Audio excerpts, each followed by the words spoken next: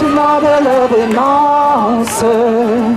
Non, non, non, non, non, non, nous, on veut continuer à danser encore, voir nos pensées enlacer nos corps, passer nos vies sur une grille d'accord. Oh non, non, non, non, non, nous, on veut continuer à danser encore, voir nos pensées enlacer nos corps, passer nos vies sur une grille d'accord.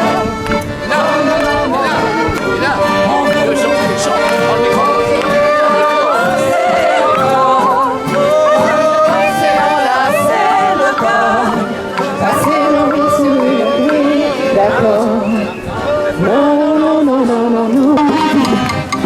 restons unis, restons soudés et alignés. Restons unis, restons alignés, avec ce que l'on croyait garder. En chantant ensemble, tous unis pour la liberté.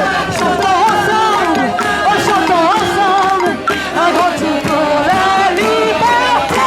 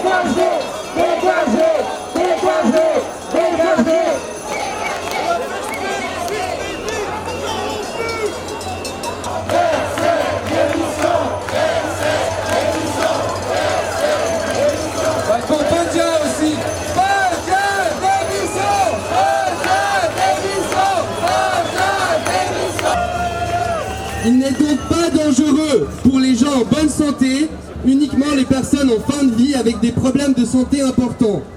En effet, ce n'est pas le virus d'Ebola, qui lui est très dangereux pour tout le monde avec un taux de létalité de minimum 25%. Moi, Ebola, je serais le premier à me faire vacciner au HUG, croyez-moi. Donc on considère que ce virus est devenu politique plus que sanitaire.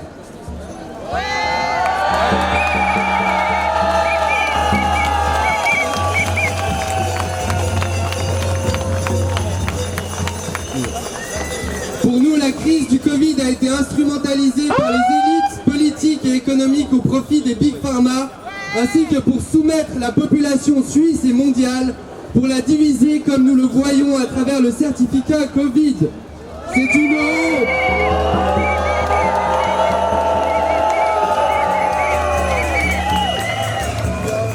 En effet, on le constate, toutes ces restrictions ont détruit les liens sociaux de la population au profit de certains pour mieux nous dominer et tirer de l'argent à travers tous ces tests et vaccins qu'on paye de notre poche et dont la Confédération a déjà dépensé des milliards et ça continue.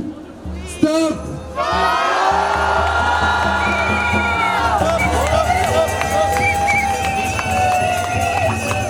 À l'inverse, le Conseil fédéral aurait pu utiliser cet argent pour promouvoir la santé publique en créant de nouveaux hôpitaux, en augmentant le personnel de santé, en mettant en avant une bonne hygiène de vie à travers le sport et la nourriture saine.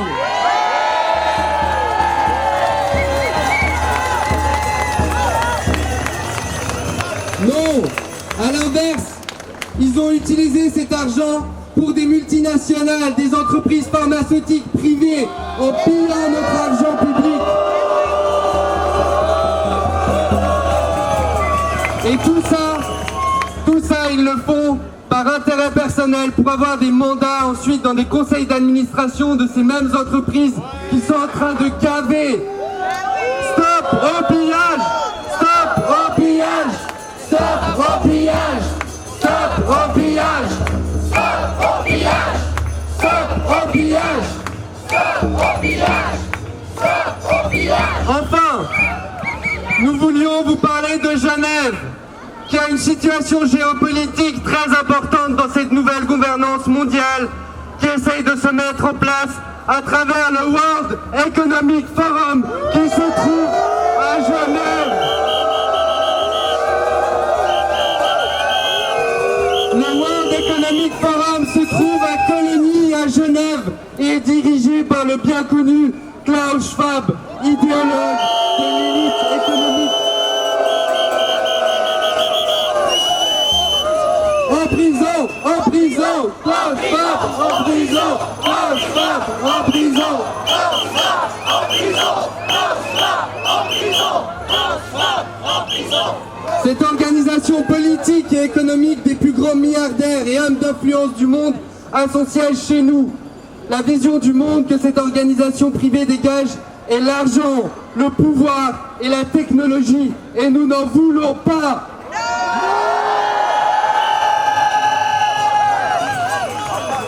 De plus, la plupart de ces élites ont une vision transhumaniste de l'homme. Comme le disait Klaus Schwab, interviewé par Darius Rochebin sur la RTS en 2016, d'ici 5 à 10 ans, donc 2026 potentiellement, nous développerons des puces qui seront tout d'abord implantées dans nos habits, puis ensuite dans notre cerveau, pour enfin créer un lien entre le monde physique, comme il dit, et digital. Vous voulez être cette vie-là, vous ?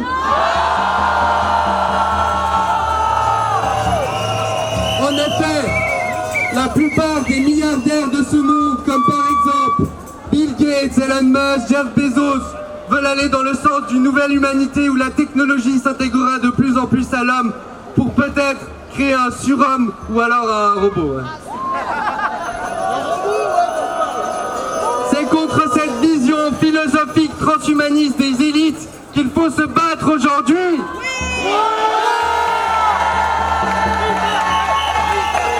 Liberté, liberté, liberté, liberté, liberté, liberté, liberté, liberté, liberté, liberté, liberté, liberté.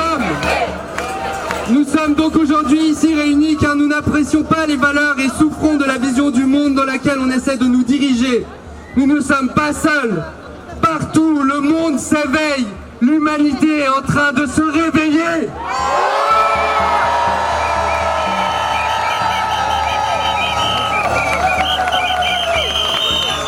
Mais c'est de ça dont les élites ont peur, qu'on se réveille.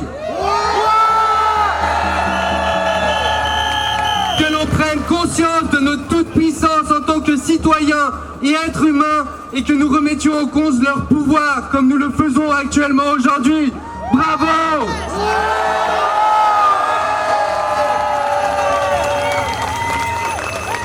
Pour libérer l'humanité et la faire grandir, nous devons prôner des valeurs d'humanité, c'est-à-dire la liberté, la paix, l'amour, le partage entre les êtres humains. J'écris actuellement un petit essai, La révolution de l'esprit, où je développe une philosophie de la vie qui s'appelle l'universalisme, qui va dans le sens du développement de l'être humain et de sa réalisation en tant qu'être universel dans ce monde universel. En effet, nous sommes des hommes et des femmes sur Terre. Notre environnement est l'univers dans lequel on doit se réaliser et qui est infini.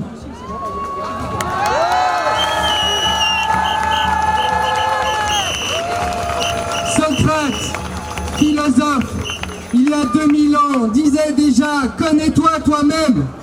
Et cette phrase est fondamentale pour comprendre qui vous êtes, non dans la société, mais dans le monde de la vie. Car votre travail actuel, ce n'est pas forcément votre passion et ce que vous devez faire dans la vie. Le vrai travail, c'est de trouver ce pourquoi vous êtes fait dans le monde réel, dans le monde de la vie.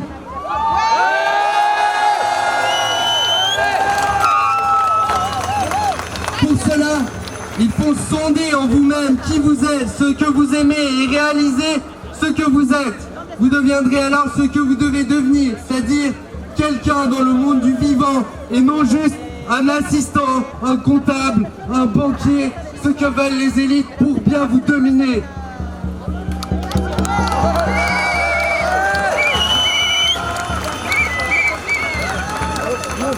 Pour aller à l'encontre de ce projet des élites et de leur domination, nous devons aller vers la liberté, la réalisation de soi, l'amour et le partage.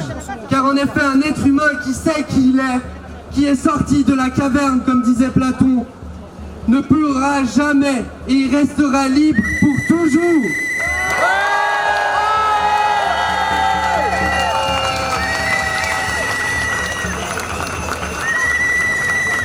Enfin, en tant qu'organisateur de cette manifestation, nous allons continuer à en faire d'autres.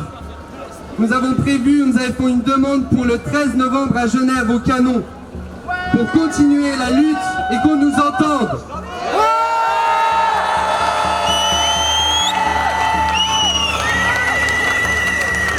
Nous voulons également promouvoir les votations du 28 novembre avec la création de nouveaux contenus pour les jeunes sur les réseaux sociaux.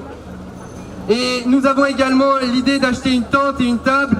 Et voilà, je vous fais une petite demande, si jamais, au nom de notre association, Le Grand Éveil, si vous pouvez nous aider à financer en quelque peu les 1000 francs dont on aurait besoin pour la campagne du 28, ces tables et cette tente, nous vous remercions. Il y a un petit bal qui est ici présent, si jamais vous voulez financer et donner quelque chose. Et sinon, on a un site internet qui s'appelle legrandéveilgenevois.ch où vous pouvez faire des dons et nous vous en remercions d'avance. Tous ces dons serviront à la cause pour avancer tous ensemble vers un monde meilleur. Liberté, liberté, liberté, liberté, liberté, liberté, liberté, liberté, liberté, liberté, liberté, liberté,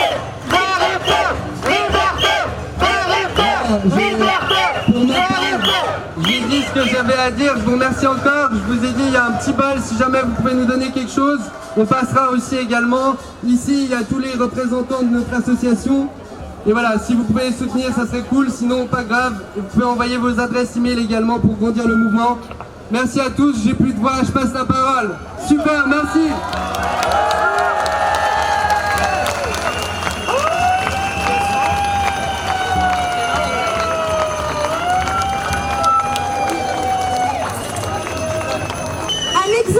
D'une personne qui m'est chère, qui a un handicap à une oreille, qui n'entend pas bien, qui est née avec une malformation, il lui manque les 3/4 de son cartilage.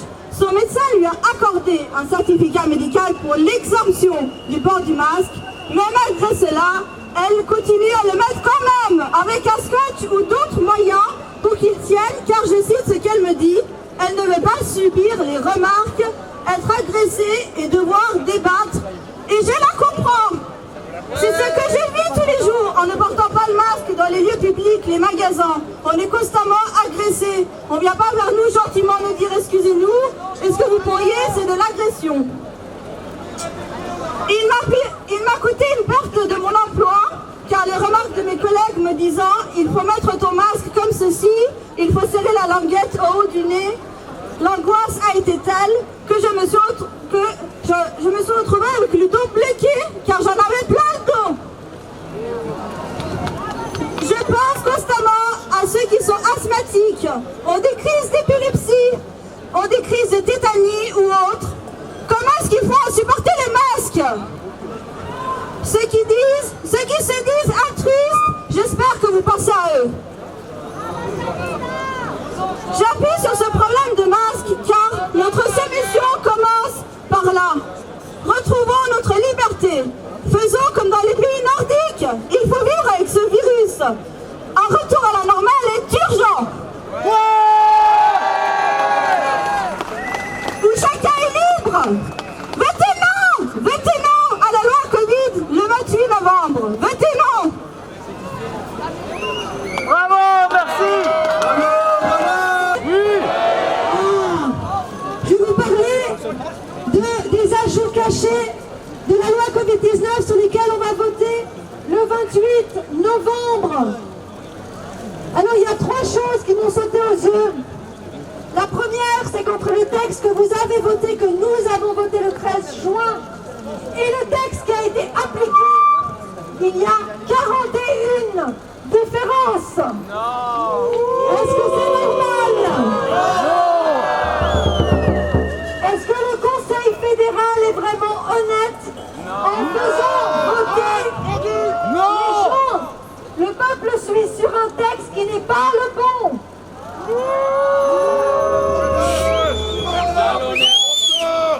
Dans ce texte galvaudé, il manquait l'article 6A qui concerne le certificat Covid.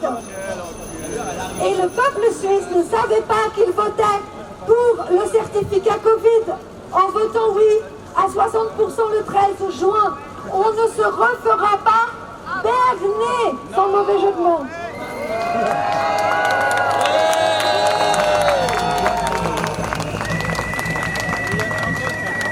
La deuxième chose, c'est que les aides financières, c'est le grand argument du grand conseil des 7 experts, qui ne sont pas médecins d'ailleurs, ni Berset, ni Parmelin, ni personne là-bas n'est médecin.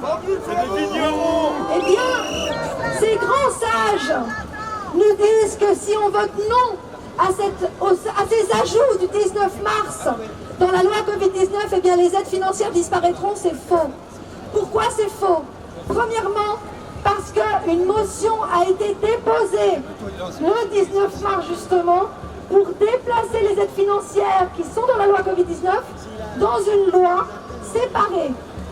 Est-ce que vous le saviez? Cette motion, elle a été déposée au Conseil national le 19 mars.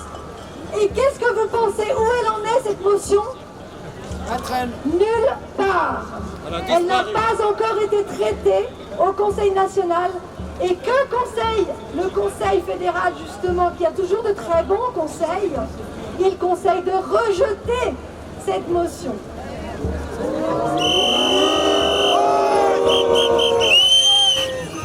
Et la troisième chose, vous avez gardé le meilleur pour la fin. J'ai ausculté, j'ai fait des travaux archéologiques, c'est pas si difficile, hein. Sur la loi Covid-19, je vais sur le site où on voit toutes les versions, les 12 versions de cette loi Covid-19. Je regarde la version du 1er janvier 2022 qui est déjà sur le site. Et qu'est-ce que j'y vois dans cette version du 1er janvier? Je vois que toutes les aides financières n'y sont plus.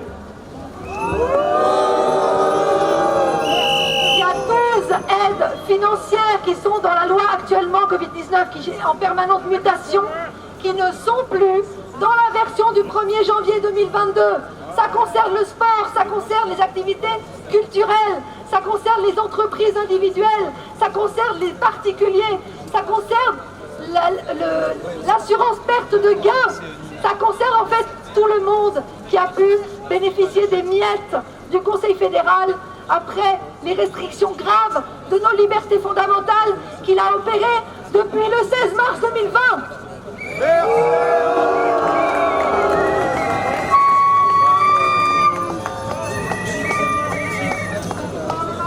Je vous invite, ça marche. Je vous invite à diffuser cette information que vous pourrez vérifier aisément en allant sur le site de la loi Covid-19, la loi qui est sur le site de la Confédération.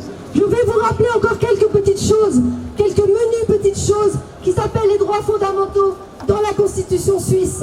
On a l'article 8 qui nous dit que les êtres humains sont tous égaux, tous. tous égaux devant la loi.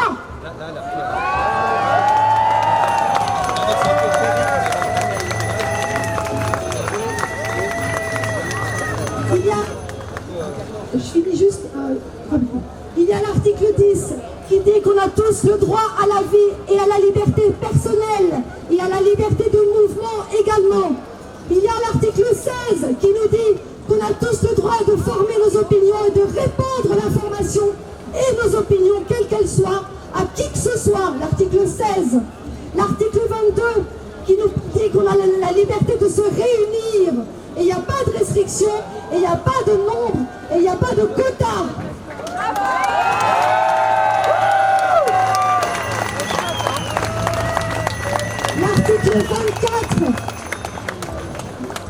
L'article 24 qui nous dit qu'on a la liberté d'établissement, de quitter et d'entrer en Suisse pour tous les Suisses. L'article 27 qui nous dit qu'on a la liberté économique, qu'il ne doit y avoir aucune restriction des activités professionnelles de quiconque, sans aucun prétexte, et surtout pas ce prétexte d'un QR code et d'un traçage éternel sur notre état de santé ou notre identité. Et j'en viens au dernier qui est très important, c'est le 36, qui nous dit que toute restriction de droits fondamentaux doit être proportionnée au but visé. Est-ce que toutes ces restrictions et ces répressions sont proportionnées à notre état de santé? Merci beaucoup, je laisse la parole à la musique et à la joie.